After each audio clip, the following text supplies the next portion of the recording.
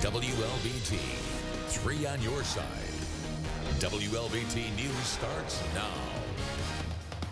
Good afternoon, I'm Wilson Stribling. New at noon today, Jackson police investigating another deadly and violent crime in the city. A 23-year-old man was shot and killed on Bow Street in what's being investigated as a robbery homicide. Cheryl Lassiter is live at the scene with the latest on what's happened there. Cheryl? Good afternoon, Wilson. Take a look behind me. The very end of this alleyway street that you see here, that is Bow Street, and that is where around 9:15 this morning, Jackson police discovered the body of 23-year-old Cortez Houston. Somebody had called in and said that they saw a body there in the street. When Jackson police arrived, they found Mr. Houston dead of a gunshot wound there on the street. Earlier today, just a few hours ago, it was a very emotional scene along these streets. Lots of family members were here, converged on the scene. Police were here processing the scene. Family members were crying out, "My brother is dead.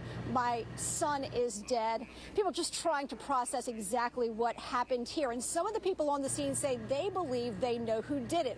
But Jackson police say they have no suspect information right now. In fact, they said what they're going to do is go door to door. They're going to talk to people, try to get information, to try to gather more evidence to find out exactly what happened here and who pulled the trigger and killed 23-year-old Cortez Houston. Again, there are some people who have remained here on the scene. They're still trying to digest the news that their friend and their brother was shot and killed here this morning. Again, no suspect information, no arrest that we know of. We'll keep our eye on this developing story. Live in Jackson, Cheryl Lassiter, 3 on your side. All right, Cheryl, more on this online and in our later newscast. Let's talk about the weather now. The sun is shining, a big change from yesterday, but don't get used to it, right, Barbie? That's exactly right. Don't get too accustomed to this, because when you know, on a day when we're seeing beautiful sunshine, we've got some more rain in the forecast. The temperatures outside have been into the mid-50s for most locations. For us here in Jackson, 53 degrees. One of the warmer spots, Macomb, at 57. They are seeing more in the way of higher clouds. But speaking of clouds, we'll be talking about what we have to look forward to over the next several days in what could be an unsettled weather pattern. More on that coming up here in just a little bit. All right, the search continues today for a woman and the 3 children she is accused of taking from their home. Authorities say 27-year-old Ashley Brown abducted the kids from their home in Aberdeen on Wednesday afternoon. 3-year-old Jaqueen Graham, 4-year-old Nasir Brown, and 6-year-old Naima Pridgen were last seen in a black Chevrolet Impala with a Florida license plate. Investigators have not said how or if they are related to the woman accused of taking them. Call police if you have any information. A Black Lives Matter activist who was killed in New Orleans is being remembered in his hometown. Police say 32-year-old Muhyiddin Moy was shot while walking his bicycle across the street around 1:30 Tuesday morning in New Orleans. A vigil was held back home in South Carolina where people sang and lit candles. Flowers covered the ground outside the North Charleston City Hall. His spirit continues to live on. He's an invaluable piece of the puzzle. You know, the intellectualism, the fire, the desire, the motivation, the way how he rallied people in the city was just second to none. A GoFundMe page has been set up to raise money to get Moy's body back to Charleston. The shooting investigation in New Orleans is ongoing. To keep up with the latest news in the metro and beyond, get our free mobile app or go online to msnewsnow.com. The Senate may have reached a breakthrough deal on the budget, but immigration is still up for grabs, and the government shutdown deadline is tonight. Meanwhile, the president is seizing on newly released text messages between employees of the FBI. Peter Alexander reports. This morning, Congress staring at a midnight deadline to pass a spending deal to avoid a government shutdown for the second time in as many months. But on Capitol Hill, a bipartisan budget breakthrough could end the cycle of crises through 2019. This bill represents a significant bipartisan step forward. We have reached a budget deal that neither side loves, but both sides can be proud of. That's compromise. That's governing. The Senate deal would add hundreds of billions of dollars in military and domestic spending over the next 2 years, ending severe cuts known as the sequester. It also funds disaster relief for areas devastated by last year's hurricanes and wildfires, and extends the Children's Health Insurance Program for another 4 years through 2028.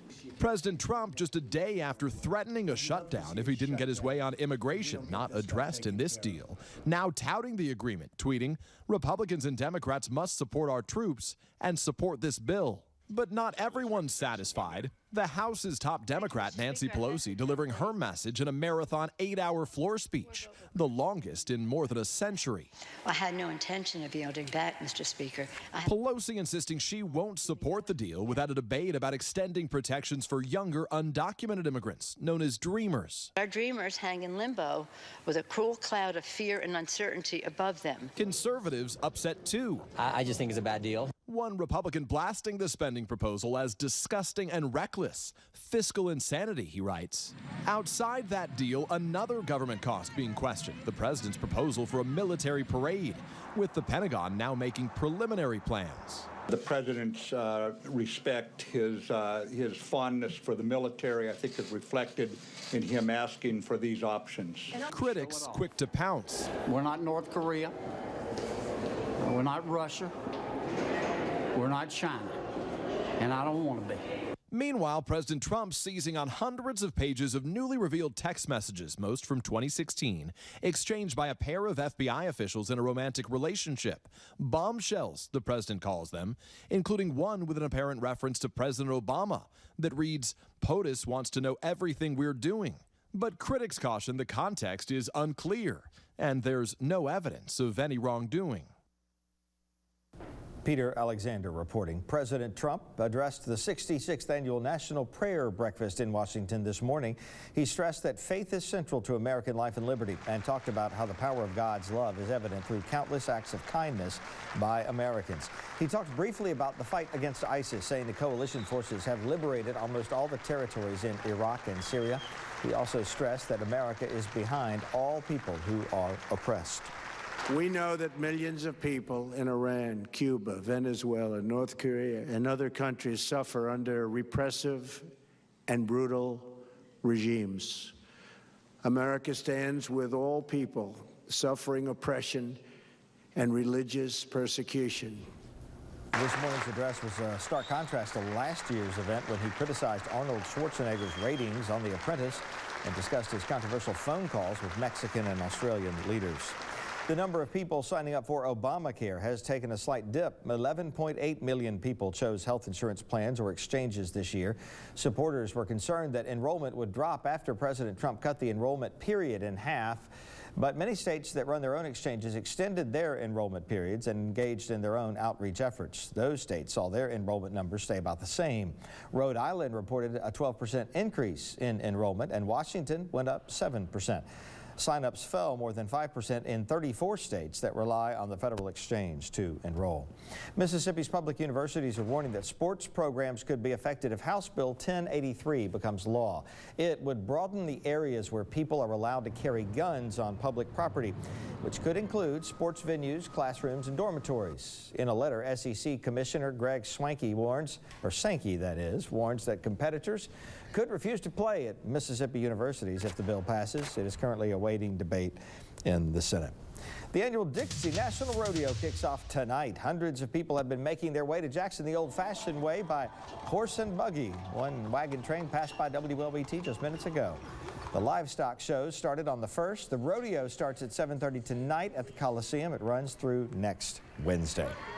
Sunny and dry today, but cooler than yesterday. Barbie's forecast for today and the weekend when we come back.